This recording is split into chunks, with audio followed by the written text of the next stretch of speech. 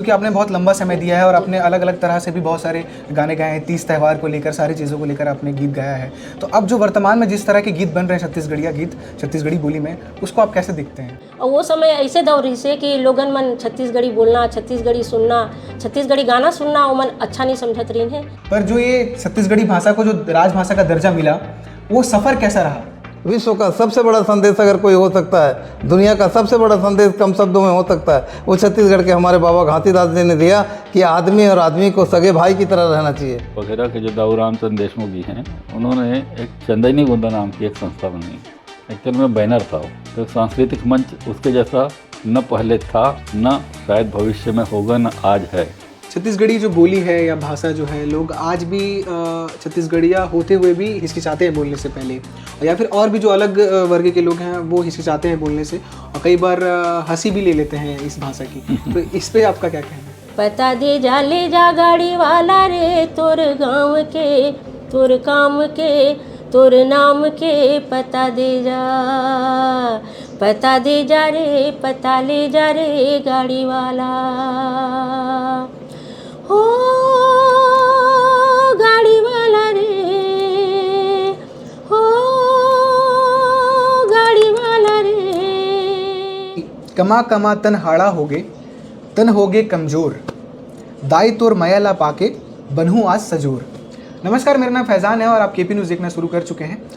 आज 28 नवंबर है और 28 नवंबर 2007 को छत्तीसगढ़ में छत्तीसगढ़ राजभाषा आयोग का गठन हुआ, जिसके बाद हर साल हम छत्तीसगढ़ राजभाषा दिवस बनाने लगे 28 नवंबर को।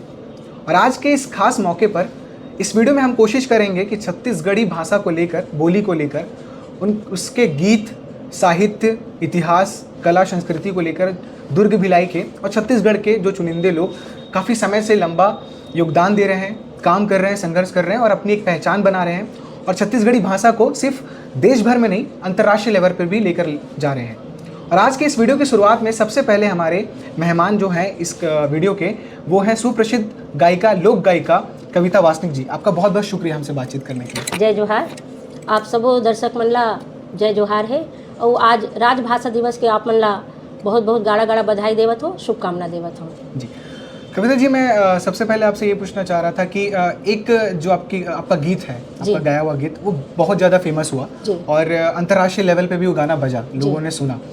और जिस समय आपने ये गाना गाया उस समय छत्तीसगढ़ में छत्तीसगढ़ी गीतों को लेकर एक अच्छा माहौल नहीं था, उस भाषा को लेकर अच्छा माहौल नहीं था। पर उसके बाद ये जैसे ही गाना आता है, सभी के ज़बान पे ये छत्तीसगढ़ी गाना आ जाता है।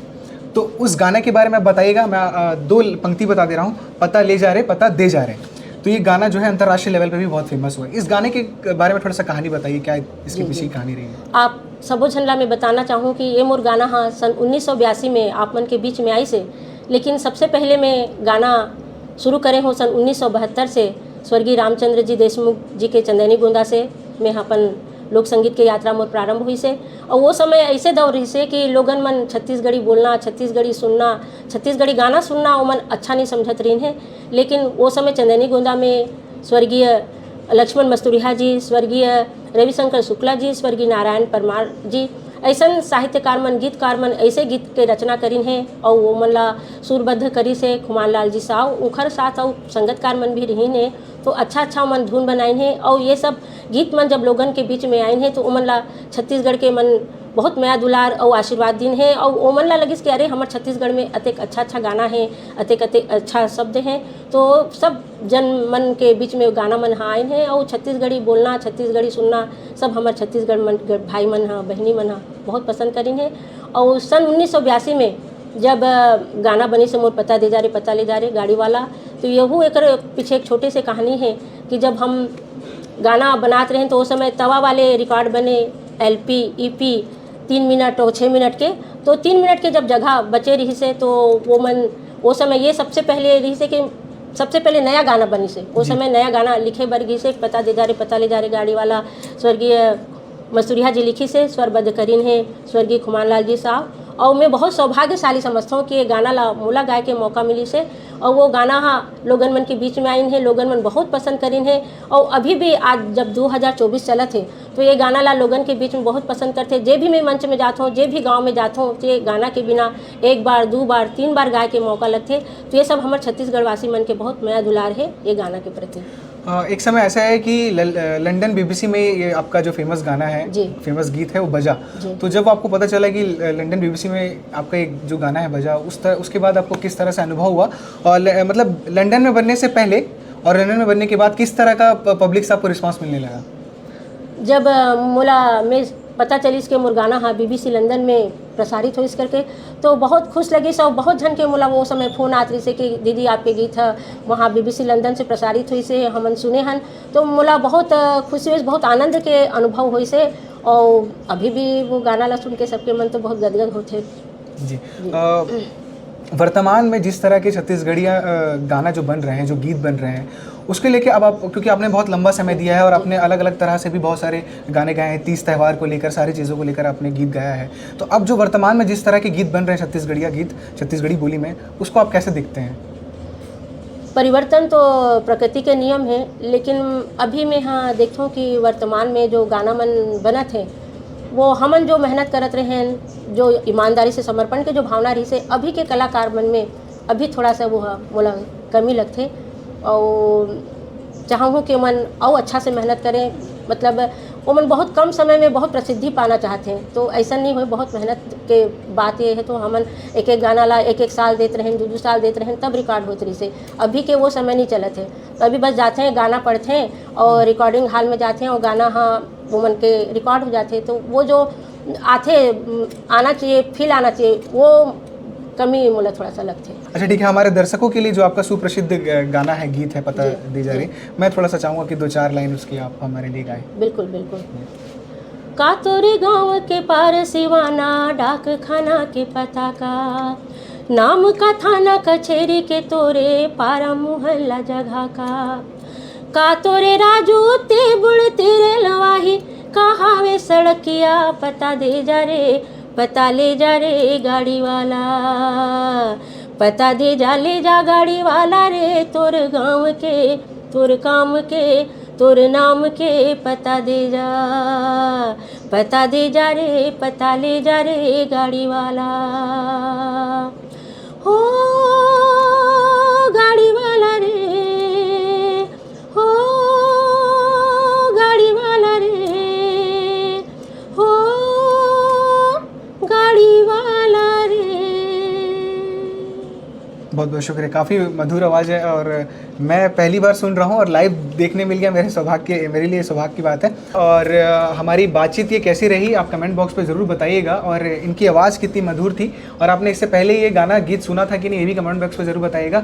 हम इस वीडियो में कोशिश कर रहे हैं कि गीतकार, साहित्यकार और इतिहासकार जो छत्तीसगढ़ी भाषा को लेकर तमाम इतिहास बोध रखते हैं और उसकी विकास यात्रा को लेकर जो अपने पास जानकारी रखते हैं, उनसे बातचीत करेंगे और अलग अलग मेहमानों से मिलते हैं और आपको भी मिलाते हैं। बने रहिए वीडियो। राजभाषा दिवस के उपलक्ष्य पे बातचीत का जो सिलसिला है वो जारी है। हम इस खास मौके पे अलग अलग लोगों से बातचीत कर रहे हैं जिनका छत्तीसगढ़ी भाषा को लेकर काफ़ी योगदान है, और इसी कड़ी में हमारे जो दूसरे मेहमान हैं वो बहादुर अली थारानी जी हैं।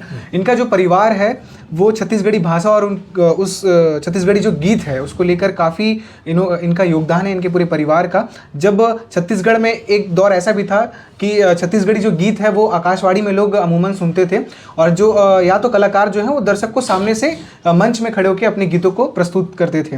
पर उस समय एक पहल शुरू करता है थारानी परिवार, और उस पहल में ये उन्होंने ठाना कि छत्तीसगढ़ के घरों घरों में जाकर छत्तीसगढ़ी गीतों को हम देंगे। तो वो पहल क्यों शुरू की गई थी और किस तरह से वो छत्तीसगढ़ के घरों घरों तक छत्तीसगढ़ी गीत को लेकर गए। आपका बहुत बहुत स्वागत है बहादुर जी, हमसे बातचीत करने के लिए। धन्यवाद फैजान खान साहब। मैं उस दौर की बात कर रहा हूँ जिस समय लोग छत्तीसगढ़ी गीतों को सुनने के लिए आकाशवाणी का इंतजार करते थे, या तो फिर किसी कलाकार का अगर कार्यक्रम है आसपास में, तो उस समय आप लोग काफ़ी मेहनत करके योगदान कर घर घर तक छत्तीसगढ़ी गीतों को ले गए। तो कैसे ले गए? क्योंकि हमारा व्यवसाय जो है वो रिकॉर्ड से ही जुड़ा हुआ था जी। इत्तेफाक ये था कि जब HMV his master voice company की रिकॉर्डें हम लोग जो सेल किया करते थे, हमारे वालिद साहब स्वर्गीय हसन अली थारानी श्री दानेश्वर शर्मा जी से उनकी बहुत अच्छी दोस्ताना ताल्लुकात थे, और वो चूँकि कवि भी रहे और उनकी अक्सर उनसे मुलाकात होती थी। तो उन्होंने ये दिया कि भाई आप रिकॉर्ड वगैरह बना के आप रिकॉर्ड मतलब आप सेल करते हैं, अगर आप छत्तीसगढ़ी गीतों के लिए पहल करते हैं आपके द्वारा तो जन जन तक ये जो है वो पहुंच सकता है। तो हमारे वालिद साहब को ये आइडिया पसंद आया, लेकिन इत्तेफाक कुछ यूँ रहा कि बहुत कम वक्त में उनका इंतकाल हो गया, वो इस दुनिया से चले गए। हमारे चाचा श्री ताज अली थारानी उन्होंने इस मिशन को आगे बढ़ाया जी। और पहले यहाँ के कलाकारों से उन्होंने मतलब जो है संपर्क किया। प्रमुख रूप से उस वक्त बैतल राम साहू जो हैं, आपके केदार यादव, साधना यादव, है ना, कविता हिरकने, आपके मोरसंग चलोगा संगवारी वाले, नाम थोड़ा सा मैं भूल रहा हूँ जी जी। वो सारे लोग से मुलाकात हुई। कुलेश्वर ताम्रकार, तो ये इन लोगों से मुलाकात हुई और इन लोगों ने इस चीज़ के लिए एग्री हुए। पहले शुरुआत की दौर में ताज स्टूडियो करके नागपुर में हुआ करता था, वहाँ पर जो है वो गीतों की रिकॉर्डिंग हुई। फिर वीनस कंपनी के द्वारा जो है वो उसमें रिकॉर्डिंग कराई गई। जब वो छत्तीसगढ़ी धमाका के नाम से वो गीत बने और उनको जब बहुत ख्याति मिली, बहुत लोगों ने उसको पसंद किया, लोकप्रिय हुए, तब फिर मुंबई जाके कुछ गानों की जो रिकॉर्डिंग है वो MIL यानी उस वक्त वो पॉलीडोर हुआ करता था, तो म्यूज़िक इंडिया लिमिटेड MIL के नाम से था। तो मुंबई जाके वहाँ पर जो है वो गीतों की रिकॉर्डिंग हुई। फिर उस वक्त इतना ज़्यादा साधन संसाधन नहीं थे और इतनी ज़्यादा मीडिया से लेकर सारा कुछ नहीं था, तो उसको समझ लीजिए कि घरों घर तक पहुंचाने के लिए गांव-गांव, छोटे छोटे गांव से लेके बिलासपुर तक मैं और मेरे जो छोटे वाले चाचा हैं वो हम लोग रिकॉर्ड ले जाके हर दुकानदार को कि आप इसको सुनिए और इसको ऑर्डर दीजिए, इसको रखिए। तो वहाँ से हमको जो है वो प्रोत्साहन मिला और एक भूमिका रही हमारी इसमें कि हमने कोशिश की कि ये जो सिर्फ स्टेज प्रोग्राम तक या किसी नाचा के माध्यम से या और लोकगीत वगैरह जो आकाशवाणी से प्रसारित होते थे वहीं लोगों को सुनने मिलते थे, लेकिन ये एक नई चीज़ आई कि मेले मिलावड़े में ये अब हमारे जो गीत हैं, हमारे जो गाने हैं जो रिकॉर्ड किए हुए हैं वो वहाँ बजने लगे। तो इस बात से बड़ा अच्छा लगा कि ये चीज़ अब पहुँच रही है। ये कितने सालों का ये संघर्ष था कि छत्तीसगढ़ के घर तो, और बताया जाता है कि आप लोग बाय हैंड जाके लोगों को ये चीज़ दिया करते थे? बाय हैंड देते थे। देखिए अब ऐसा धुंधला सा मुझे ख्याल आ रहा है कि 78 में इसकी शुरुआत, 70 के दशक से आपने काम शुरू इसकी नींव रखी गई, क्योंकि 80 में हमारे वालिद साहब का इंतकाल हुआ। उसके बाद में हमारे चाचा जो थे श्री ताज अली थारानी, उन्होंने इस बात का जो है वो संज्ञान में लिया, बीड़ा उठाया और दानेश्वर शर्मा जी के साथ मिलकर और तमाम कलाकारों के साथ एक अंडरस्टैंडिंग बनाकर रिहर्सल होता था। हम लोग थोड़े छोटे थे तो हम लोग देखा करते थे कि हाँ ये इस तरह का हो रहा है। उसमें देवदास बंजारे जी, उस वक्त तीजन बाई पंडवानी वाली जो हैं, ये सारे लोगों ने मतलब जितने भी उस वक्त के नामी ग्रामी जो कलाकार थे उन्होंने इन गीतों को गाया। दानेश्वर शर्मा जी भी कुछ गीत लिखा करते थे जी। तो उनके भी गीत रहे इसमें। स्टील प्लांट की एक मंजुला दास हैं, मैं थोड़ा नाम भूल रहा हूँ उनका, तपत गुरु भाई तपत गुरु, ये इस तरीके के गाने बहुत मकबूल हुए, बहुत पॉपुलर हुए जी। और लोगों की ज़ुबान पे चढ़े और छत्तीसगढ़ी गीतों को वहाँ तक पहुँचने में एक बड़ा मतलब एक वो मिला कि लोगों को ये लगा कि भाई रेडियो के अलावा भी अब हम जब चाहे अपने त्यौहार में, अपने फंक्शन में, अपने जो वैवाहिक कार्यक्रमों में इसको हम सुन सकते हैं और बजा सकते हैं। जी जी, बहुत बहुत शुक्रिया हमसे बातचीत करने के लिए। और आपके परिवार का और आपका बहुत बड़ी भूमिका है छत्तीसगढ़ी गीतों को लेकर छत्तीसगढ़ तक, जन जन तक ले जाने की। जो लोग वो छत्तीसगढ़ी से वाकिफ़ भी नहीं होंगे उस गीत से, वो लोग भी सुन लिए होंगे, क्योंकि उस समय का दौर ऐसा था या तो आकाशवाणी, और आकाशवाणी सुनने के लिए आपके पास रेडियो होना चाहिए। उस समय आप लोग पूरी कोशिश की कि छत्तीसगढ़ी गीत को एक मुकाम दिया आप लोग ने पूरे छत्तीसगढ़ में। आपका बहुत बहुत शुक्रिया बातचीत करने के लिए, हमसे जुड़ने के लिए। हम लगातार इस खास मौके पर बातचीत करने की कोशिश कर रहे हैं उन चुनिंदे लोगों से जो भिलाई दुर्ग में रहकर छत्तीसगढ़ी भाषा, छत्तीसगढ़ी लोक संस्कृति के लिए काम कर रहे हैं, उसके प्रचार प्रसार के लिए अपना योगदान दे रहे हैं और लगातार निरंतर उसे हर जगह पहुंचाने की और उसे ज़िंदा रखने की कोशिश कर रहे हैं। और इसी कड़ी में हमारे साथ अरुण कुमार निगम जी जुड़े हुए हैं जो छत्तीसगढ़ी लोक संस्कृति में एक अच्छा जानकारी रखते हैं और इतिहास बोध भी इनका काफ़ी अच्छा है। तो सर आपका बहुत बहुत शुक्रिया हमें समय देने के लिए। नमस्कार सर, सबसे पहले मैं आपसे ये पूछना चाहूँगा कि छत्तीसगढ़ी भाषा का जो विकास है, उसकी जो विकास यात्रा है छत्तीसगढ़ी भाषा की, वो किस तरह से रही है? छत्तीसगढ़ी भाषा जो है ये तो काफ़ी पुरानी भाषा है और जनरली उसको लोग बोली कहते थे, जी। है ना। बोली और भाषा में लोग अंतर करते हैं, एक्चुअल में दोनों एक ही चीज़ है। जुबान से निकल गई बोली है और लिख दिए तो भाषा है, यही अंतर है उसमें। तो पहले वाचिक परंपरा थी अपने यहाँ का जो खास, अगर छत्तीसगढ़ी साहित्य की बात करेंगे तो वाचिक परंपरा थी बोलचाल में। तो गांव में तो आज भी छत्तीसगढ़ी ही बोलते हैं। तो जितने भी उस समय का जो साहित्य था, उस समय जितना साहित्य था, तो सब लोकगीतों के माध्यम से, लोक गाथाओं के माध्यम से आया। और यदि शिष्ट साहित्य की बात करें, लिखित साहित्य की बात करें, तो उसने जो गति पकड़ी है वो पंडित सुंदरलाल शर्मा, जी। इनकी जो रचनाएं आई, जैसे दान लीला या और भी रचनाएं आई, वहाँ से शिष्ट साहित्य लिखित रूप में आना शुरू हुआ है। फिर एक एक दशक में, अलग अलग दशक में कवि आते गए। तो शुरुआत में यहाँ के कवि जो थे वो ब्रज में भी लिखते थे, क्योंकि ऐसा कहा जाता था कि कविता की भाषा माने ब्रज भाषा। लेकिन सुंदरलाल शर्मा जी ने जो शुरू किया छत्तीसगढ़ी में लिखना, उसके बाद फिर लोग छत्तीसगढ़ी में लिखते रहे। फिर एक एक पीढ़ी आती गई, एक एक दशक के बाद, एक दशक में काफ़ी परिवर्तन हो जाता है। तो वो समय जो था आज़ादी के पहले का था, तो उस समय जो छत्तीसगढ़ी की रचनाएं बनी, या तो प्रकृति से जुड़ी हुई थी, माटी से जुड़ी हुई थी, या फिर अपने आंदोलनों से जुड़ी हुई थी। तो 1947 तक का जो समय था इस तरह का रहा। और फिर अलग अलग मंच भी आए जागरण के लिए, जैसे दाऊ रामचंद्र देशमुख का था देहाती कला मंडल, है ना। इस तरह से मंचों पे भी आई, नाचा गम्मत के द्वारा भी आई छत्तीसगढ़ी, बोलचाल के अतिरिक्त की बता रहा हूँ मैं, जी। है ना। और लेखन में भी आई। और जैसे देश आज़ाद हुआ है तो उसके बाद फिर तो आंदोलन की बात करना ख़त्म हो गया, फिर नवनिर्माण की बात करना था। तो उस समय का जो साहित्य दिखता है वो नए सृजन की बात करता है।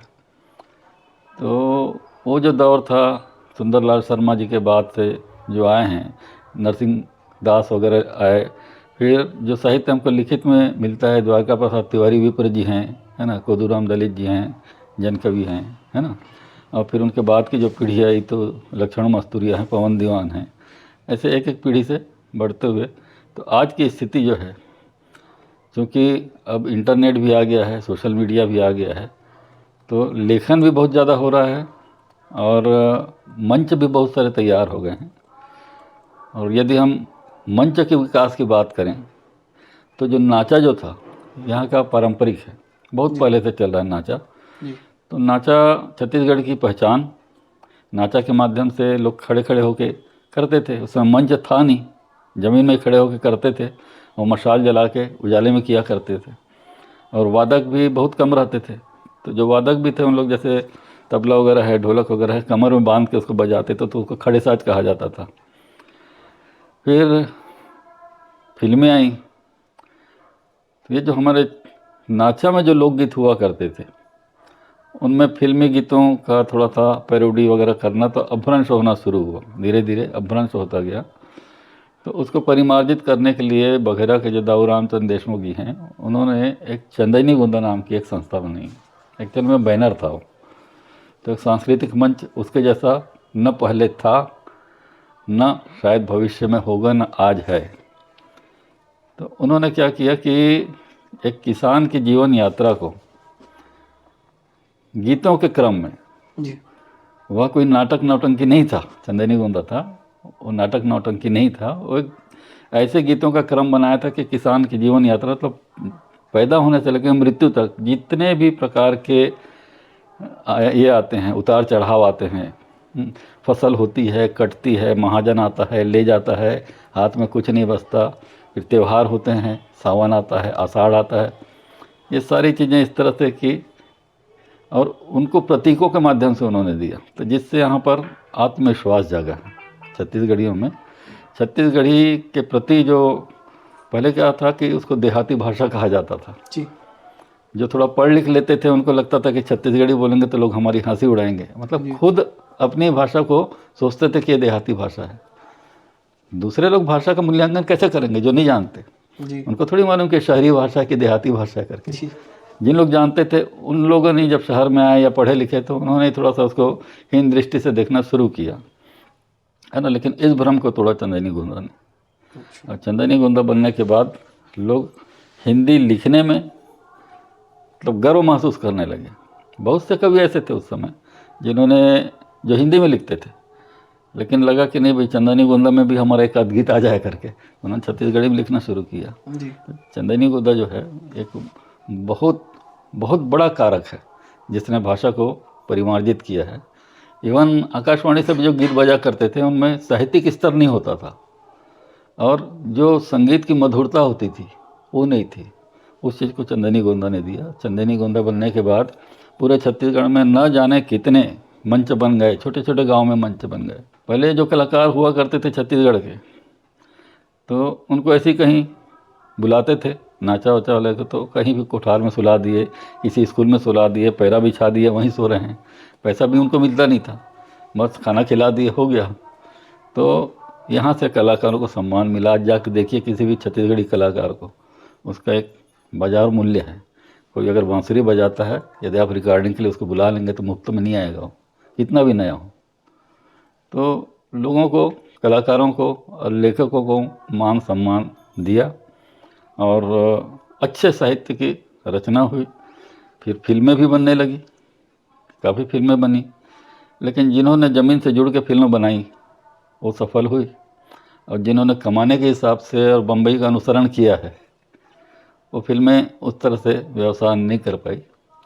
तो ये सारी चीज़ें इसको प्रभावित करती हैं। तो यही इसकी विकास यात्रा है कि मौखिक से लेके वाचिक परंपरा से लेके ये लिखित परंपरा तक, और अब तो सारे साधन आ गए हैं। ये इसकी एक विकास यात्रा है। जी सर, बहुत बहुत शुक्रिया सर, आपने हमें वक्त दिया। राजभाषा दिवस के खास मौके पर जो ये बातचीत का सिलसिला चल रहा है उसमें एक कड़ी और जुड़ रही है और हमारे साथ साहित्यकार परदेसी राज वर्मा जी जुड़ रहे हैं और छत्तीसगढ़ की कला संस्कृति और उसके साहित्य को लेकर इनका काफ़ी अच्छा बोध है। तो हम इनसे जानकारी ले रहे हैं राजभाषा दिवस के मौके पर। आपका बहुत बहुत स्वागत है केपी न्यूज़ में। सबसे पहला मेरा प्रश्न सर ये है कि छत्तीसगढ़ी राजभाषा जो है हम 2007 से कंटिन्यू मनाते हुए आ रहे हैं दिवस, पर जो ये छत्तीसगढ़ी भाषा को जो राजभाषा का दर्जा मिला वो सफ़र कैसा रहा? हाँ, अच्छा लगा। ये प्रश्न ज़रूरी भी था कि 2007 में बना राजभाषा आयोग, और उसके लिए हम लोग बहुत आभारी हैं डॉक्टर रमन सिंह जी के कि उन्होंने बहुत बड़ा काम किया। भाषा को लेकर के बड़ा काम है ये, और पूरे छत्तीसगढ़ के जो साहित्यकार थे उनको बड़ी उम्मीद हुई। और उस समय छत्तीसगढ़ी के जो बहुत बड़े रचनाकार थे श्यामलाल जी चतुर्वेदी, उनको पहला अध्यक्ष बनाया गया छत्तीसगढ़ी राजभाषा आयोग का। मंत्री का दर्जा भी दिए, काफ़ी यानी साधन भी मुहैया कराया गया, और डॉक्टर सुरेंद्र दुबे जैसे एक नामी कवि को उसका सचिव बनाया गया था। बहुत अच्छा काम किया सुरेंद्र दुबे ने भी, उसके कार्यकाल में ही तीनों अध्यक्ष हुए। तो श्यामलाल चतुर्वेदी जी भाषा के बड़े जानकार थे, और वो ऐसे व्यक्ति थे जो 5वीं पढ़ के पढ़ाई छोड़ दिए थे वो, और वो नरेरा लीला मंडली में वो कलाकार भी थे, कृष्ण बनते थे। तो उनका जो बैकग्राउंड था वो खाटी छत्तीसगढ़ी का था। तो उन्होंने बड़ा काम किया, और उन्होंने लुप्तप्राय शब्दों को संचयन का काम लिया, ये बड़ा काम किया, शब्दकोश भी बनवाया। तो श्यामलाल जी के कार्यकाल से जो नींव मजबूत हुई उसको आगे बढ़ाया दानेश्वर शर्मा जी ने। वो भी छत्तीसगढ़ी के और हिंदी के बहुत बड़े गीतकार थे और बड़े नामी व्यक्ति थे। हमारा सौभाग्य था कि लोग उसमें जो आयोग में बड़े लोग, उस दौर के अनपैरेलल लोग जिनकी कोई तुलना नहीं हो सकती, ऐसे बड़े लोग उसके अध्यक्ष बने। उसके बाद एक भाषाविद, हमारे बहुत विद्वान व्यक्ति हैं डॉक्टर विनय पाठक, उनको तीसरा मौका मिला, और तीनों ही अध्यक्षों के कार्यकाल में हमारे भाई सुरेंद्र दुबे उसके सचिव थे। बड़ा अच्छा काम हुआ। तो वो यात्रा तो बहुत अच्छी रही। तो अगर वो दौर लौट आए, हम लोग ये सोचते हैं कि जो यशस्वी दौर रहा, बड़े काम का दौर रहा, अध्यक्ष बना दिया जाए, किसी को भी, जो भी विद्वान व्यक्ति हैं उनको बनाया जाए और वो काम करें, तो ये छत्तीसगढ़ी राजभाषा आयोग के माध्यम से पूरे छत्तीसगढ़ के साहित्यकार बड़ी आशा के साथ सम्मेलनों में आते थे, काम होता था, किताबें बहुत छपती थीं, और प्रोग्राम्स के लिए, कार्यक्रम के लिए बड़े अनुदान दिए जाते थे, और उस पैसे से शहर शहर में, गांव-गांव में कार्यक्रम होते थे। तो बड़ा अच्छा वातावरण था। वो वातावरण एक इतिहास में रह गया उसका। दूसरा प्रश्न मेरा ये था सर कि एक दौर ऐसा भी था कि छत्तीसगढ़ी भाषा को, छत्तीसगढ़ी को एक मंच नहीं मिल रहा था, उस संस्कृति को मंच नहीं मिल रहा था। पर उसी दौर पे हबीब तनवीर जो एक नाटककार हैं, प्रसिद्ध नाटककार हैं, वो अंतर्राष्ट्रीय तक छत्तीसगढ़ी को लेकर जाते हैं, अंतर्राष्ट्रीय मंच में लेकर जाते हैं। तो उस चीज़ को आप कैसे देखते हैं, और वो उनका योगदान कैसा रहा? देखिए ऐसा है, इसमें जो आप पूछ रहे हैं ना, उसमें थोड़ा सा प्रश्न और जोड़ देता हूँ कि छत्तीसगढ़ी को समृद्ध करने के लिए जी जिन लोगों ने काम किया आज से 100 साल 100 साल पहले, जी आज भी छत्तीसगढ़ी के लेखक को मैं मेरा सौभाग्य है कि मैं हिंदी का भी कथाकार हूँ और हिंदी के कथाकार के रूप में मेरी पहचान है और हिंदी का लेखक भी हूँ, लेकिन मैं छत्तीसगढ़ी में भी उसी ताकत से लिखता हूँ। तो मेरे जैसे जो लोग हैं कि हिंदी में भी उनकी गति हो, हिंदी में भी पहचान हो, छत्तीसगढ़ी में भी पहचान हो, तो उस ढंग से पहले के जो थे विद्वान लोग थे वो हमसे भी बहुत बड़े लोग थे, हम तो उनके सामने कुछ नहीं है। तो मुकुटधर पांडे जी जो संस्कृत, हिंदी और छत्तीसगढ़ी के बड़े भारी विद्वान थे और जिन्हें छायावाद का प्रवर्तक माना जाता है, यानी जयशंकर प्रसाद और निराला, महादेव वर्मा और पंत जो 4 लोग माने जाते हैं, उनसे भी ज़्यादा सम्मान हमारे छत्तीसगढ़ के मुकुटधर पांडे जी का था और उन्होंने छत्तीसगढ़ी में लेखन किया। उस ज़माने में जबकि छत्तीसगढ़ी में लिखने वालों को बहुत आदर नहीं मिलता था, तब उन्होंने अपनी संस्कृत की पृष्ठभूमि और हिंदी के बड़े यशस्वी कवि होने का जो उनका कमाल था उसको लेकर के, उस पुण्य को लेकर के, उस कीर्ति को लेके छत्तीसगढ़ी में खड़े हो गए वो, तो उनका बड़ा योगदान है। और ऐसे ही बहुत सारे लोग हैं जिन्होंने उस दौर में लिखा जब छत्तीसगढ़ी में लिख के आदमी की छोटा सा छत्तीसगढ़, उस छत्तीसगढ़ में भी छत्तीसगढ़ी के पढ़ने वाले नहीं थे, उसमें छत्तीसगढ़ी की किताबें नहीं छपती थी। ऐसे अंधेरे दौर में वो लोग सामने आ गए, उनका बड़ा योगदान है, बड़ा ऋण है हम लोगों के ऊपर। और दुर्भाग्य की बात यह है कि जितने बड़े लोग थे वो लोग उस तरह के उनके बड़प्पन के लायक लेखन हम लोग नहीं कर पा रहे हैं। ये हम कोशिश करनी चाहिए हम लोगों को कि जब बहुत रचनात्मक लेखन होता है किसी भी भाषा की समृद्धि में, उस भाषा के साहित्य का महत्व है। भाषा को आम आदमी बोलता ज़रूर है, लेकिन भाषा को महत्ता और सम्मान मिलना अगर है तो साहित्यकार दिलाता है। तो बंगला को अगर इतना सम्मान है तो नोबेल पुरस्कार पाया रविन्द्रनाथ टैगोर जी ने, तब बंगला के सम्मान में जो बढ़ोतरी हुई। तो हमेशा जो रचनाकार होता है वो उस भाषा को सम्मान दिलाता है। तो बड़ी जिम्मेदारी रचनाकारों के ऊपर है कि ऐसी रचनाएं करें कि जिसमें कि दूसरी भाषाओं में अनुवाद के लिए मजबूरी आ जाए और दूसरी भाषाएं उस कृति को पढ़ने के लिए अपनी भाषाओं में अनुवाद करें। ऐसा अच्छा आप लिखोगे, ऐसी बातें आप, जैसे कि टोकरी भर मिट्टी एक मराठी आदमी ने लिखा, महाराष्ट्र से आए माधवराव सप्रे जी और यहाँ आए, उन्होंने छत्तीसगढ़ की डोकरीदाई की कहानी को सुना और उसको सुन के एक कहानी लिख दी, टोकरी भर मिट्टी। वो कहानी हिंदी की पहली कहानी है जी। हिंदी संसार की पहली कहानी पेंड्रा में बैठ के मराठी पृष्ठभूमि के एक तपस्वी ने लिखा और उसको छत्तीसगढ़ की बातों को जान के, मर्म को समझ के उन्होंने एक ऐसी कहानी लिख दी जो छत्तीसगढ़ में पैदा हुए लोगों ने नहीं लिखा। ये होता है आदमी का कमाल। न केवल साहित्यकार बल्कि भावगत प्रवचन करने वाले लोगों ने भी छत्तीसगढ़ी को आगे बढ़ाया। राउतों ने, कलाकारों ने और बड़े मंचों के जो हबीब तनवीर साहब, तीजन भाई, इन लोगों ने, देवदास बंजारे, ऐसे कलाकारों ने विश्व में छत्तीसगढ़ी को लेके गए और दुनिया के लोगों ने जाना कि पंडवानी जो कहती है ये चरणदास चोर में जो पंथी के गीत बाबा घाटीदास के संदेश को देवदास बंजारे कहता है, तो ये इतनी बड़ी बात किस भाषा में कही गई। बाबा जी ने कहा, मनखे मनखे लमान सगा भाई के समान। विश्व का सबसे बड़ा संदेश अगर कोई हो सकता है, दुनिया का सबसे बड़ा संदेश कम शब्दों में हो सकता है, वो छत्तीसगढ़ के हमारे बाबा घाटीदास जी ने दिया कि आदमी और आदमी को सगे भाई की तरह रहना चाहिए।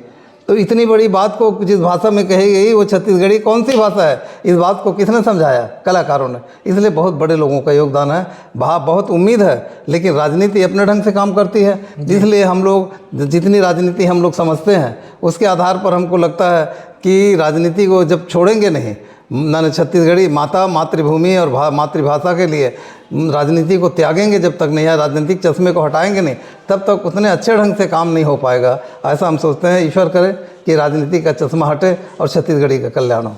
छत्तीसगढ़ी राजभाषा दिवस के ऊपर ये खास बातचीत आपको कैसे लगी, कमेंट बॉक्स पे ज़रूर बताइएगा। हमने कोशिश किया उन तमाम लोगों से बातचीत करने की जिन्होंने छत्तीसगढ़ी भाषा को लेकर काफ़ी संघर्ष किया है और अपने संघर्ष से छत्तीसगढ़ी भाषा को सिर्फ देश भर में नहीं, अंतर्राष्ट्रीय लेवल पर भी लेकर गए हैं। और छत्तीसगढ़ी राजभाषा दिवस के ऊपर एक बात मेरी तरफ से भी कि मेरी जो मातृभाषा है वह हिंदी है, और इतना कह देने से या तो मैं किसी भाषा से अलग नहीं हो सकता, कोई भाषा मेरे से अलग नहीं हो सकती। इसलिए मैं छत्तीसगढ़िया सीख भी रहा हूँ और बोलने और पढ़ने की कोशिश भी कर रहा हूँ। आप भी पढ़ते रहिए, सीखते रहिए और देखते रहिए KP न्यूज़। शुक्रिया।